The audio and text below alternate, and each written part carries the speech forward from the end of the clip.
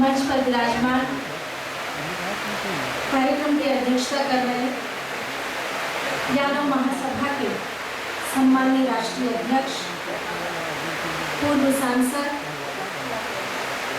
साहित्य के सर्वोच्च पुरस्कार से पुरस्कृत यादव समाज का गौरव माननीय उदय प्रताप सिंह जी, कार्यक्रम के विशिष्ट अतिथि हमारे प्रदेश के पूर्व मुख्यमंत्री, वर्तमान में नगरीय प्रशासन एवं देश राहत मंत्री मेरे पूज्य पिताजी, यादव महासभा के सम्माननीय राष्ट्रीय महासचिव माननीय सत्यप्रकाश जी, यादव महासभा के सम्मानीय प्रदेश के अध्यक्ष माननीय नवाब सिंह जी यादव जी, हम सब के आदर के पात्र श्रद्धेय लक्ष्मीनारायण यादव जी, मंच पर विराजमान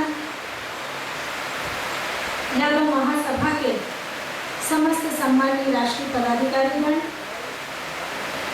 सम्मानीय विधायकगण, इस कार्यक्रम के संयोजक और यादव महासभा के उपाध्यक्ष माननीय ओम यादव जी, मंच पर उपस्थित सभी सम्मानीय हमारे अतिथिगण और इस सभागार में उपस्थित पूरे देश भर से आए हुए हमारे सभी सम्मानीय सामाजिक भाइयों बहनों और मीडिया के सभी सम्मानीय पत्रकार बंधुओं,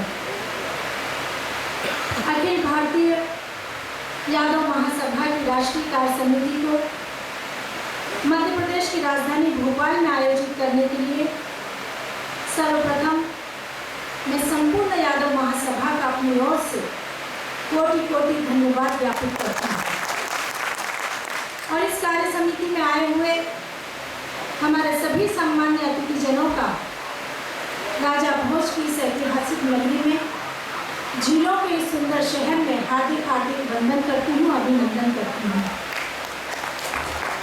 इसे मैं अपना सौभाग्य मानती हूँ कि पूरे देश भर से लगभग 18 प्रदेशों के प्रतिनिधि हमारे भोपाल शहर में पधारे, अतिथि के रूप में पधारे और उनके आतिथ्य सत्कार का अवसर हमें मिला।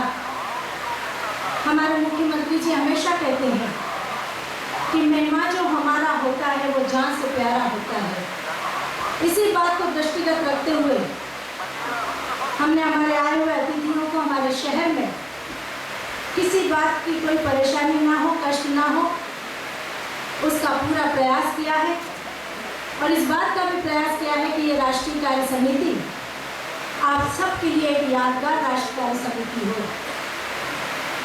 सम्मानित बंधुओं, ये सच है कि भगवान श्री कृष्ण के वंशज हम यादवों को एक समृद्धशाली, एक गौरवशाली इतिहास विरासत में मिला, लेकिन इसे विडंबना ही कहा जाएगा कि समय के साथ साथ हमारे समाज में कई कुरीतियों ने, कई परंपराओं ने जन्म लिया और इसी का कारण ये रहा कि हमारी गिनती पिछड़ों में होने लगी।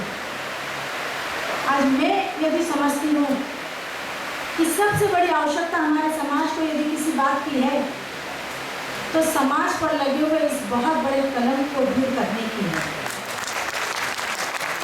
क्षमताओं में हमारी कोई कमी नहीं, प्रतिभा यादव समाज में कूद कूद कर भरी हुई, योग्यता में हमें कोई कमी नहीं है, उसके बावजूद भी हम क्यों पिछड़े कहलाते हैं। और इसको दूर करने की जिम्मेदारी किसी एक के भरोसे संभव नहीं हो सकती, ये सभी के सामूहिक प्रयत्नों से ही संभव हो पाएगा। सभी के सामूहिक प्रयासों से ही हमारा समाज प्रगति करेगा। और जैसा कि मेरे पूर्व वक्ताओं ने कहा कि समाज की प्रगति के लिए सबसे बड़ी आवश्यकता समाज के सशक्त संगठन की है।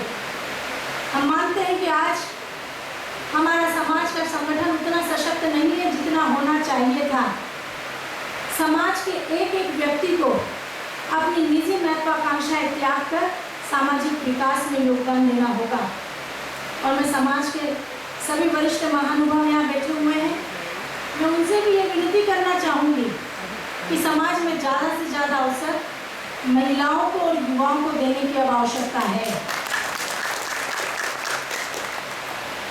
ताकि हमारी ये युवा पीढ़ी, हमारे समाज की आधी आबादी भी हमारे समाज को आगे बढ़ाने में अपना योगदान दे सके। इसके साथ ही साथ हम सबको अपनी क्षमताओं को बढ़ाने की आवश्यकता है। एक नए समाज के, एक आदर्श समाज की रचना करने की आवश्यकता है। लेकिन इसके साथ साथ हमें और भी बहुत कुछ करने की आवश्यकता है। समाज में बालिका शिक्षा को बढ़ावा देना जहाँ हमारी आज की आवश्यकता है, क्योंकि हम सब जानते हैं कि एक शिक्षित बालिका 2 पीढ़ियों को शिक्षित करती है और एक शिक्षित परिवार ही शिक्षित समाज के निर्माण में सहायक होता है और एक शिक्षित समाज बहुत तेज गति से प्रगति करता है। इसलिए मैं हमेशा कहती हूँ समाज के कार्यक्रमों में कि आज देश में अग्रिम पंक्ति में जो समाज खड़े हैं, उन्होंने कोई जादू की छड़ी नहीं घुमाई, उन्होंने कोई चमत्कार नहीं किया, लेकिन उन्होंने अपने समाज में लगातार सुधार के कार्य किए। उन्होंने लगातार अपने समाज में युवाओं को, महिलाओं को आगे बढ़ने का मौका दिया। उन्होंने लगातार अपने समाज को सशक्त करने का प्रयास किया और साथ ही साथ अपने समाज में शिक्षा को बढ़ावा दिया। आज हम सब चाहते हैं कि हमारा समाज तेज गति से प्रगति करे, लेकिन उसके लिए हम सभी को एक दूसरे को नीचा दिखाने की मानसिकता को छोड़ना होगा, क्योंकि मानती हूँ मैं कि बहुत बड़ी बुराई हमारे समाज में यह है और हम इसको अपना अभिशाप कर पल्ला झाड़ने का प्रयास करते हैं कि हमें तो यह अभिशाप है कि हम एक दूसरे को काट कर आगे बढ़ेंगे, लेकिन हम एक दूसरे को काट कर कभी आगे नहीं बढ़ सकते। हम एक दूसरे का सहयोग करके ही आगे बढ़ सकते हैं और इसलिए हम सबको एक दूसरे को नीचा दिखाने की मानसिकता को छोड़ना होगा, आपसी सामंजस्य से आगे बढ़ना होगा, तभी हमारा समाज बहुत तेज गति से प्रगति करेगा। मैं मानती हूँ कि आज मध्य प्रदेश में हमको बहुत सकारात्मक वातावरण मिला है। माननीय मुख्यमंत्री जी पिछड़े वर्ग से संबंधित हैं और वो पिछड़े वर्ग को आगे लाने के लिए बहुत प्रयास कर रहे हैं। आज मैं इस मंच से यह भी कहना चाहूँगी कि मेरे राजनीतिक कैरियर का जन्म ही माननीय मुख्यमंत्री जी के हाथों हुआ और आज भोपाल शहर की जनता की सेवा करने का मुझे अवसर मिला।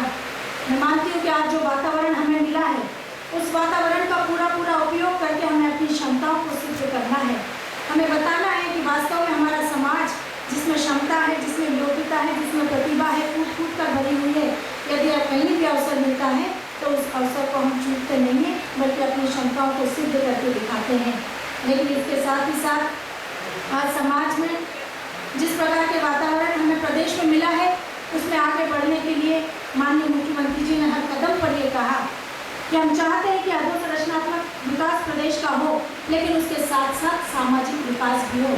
हम कितना भी भौतिक विकास प्रदेश का कर ले, लेकिन जब तक सामाजिक विकास नहीं होगा, ये भौतिक विकास बेमानी होगा।